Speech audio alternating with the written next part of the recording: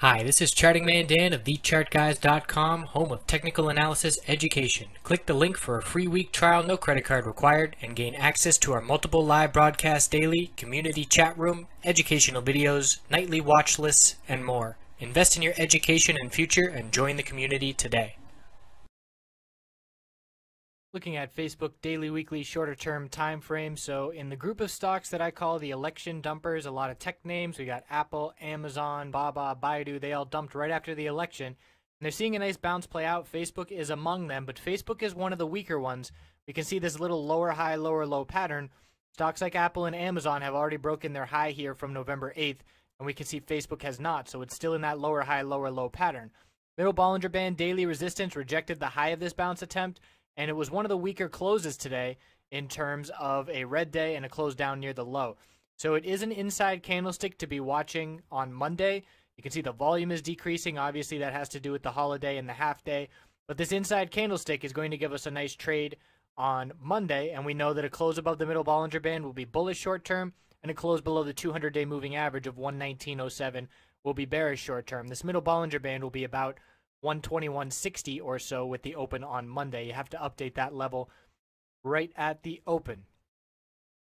So on the weekly time frame, it's fairly weak. We are confirming the bullish reversal hammer off the 50-week moving average, but you see the size of that upper wick rejecting from the exponential resistance levels on the weekly, and it doesn't give too much confidence to the bulls heading into next week.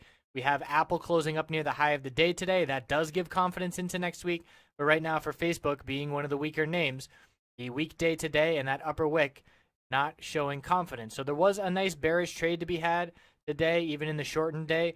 We had a big high volume dump right out of the gate. And even if you didn't catch that trade, we had a big bounce after that. And you can see that we had the middle Bollinger Band 20-period resistance reject the price 2 candles in a row. One last push to the upside. We broke the high of the day by a couple pennies.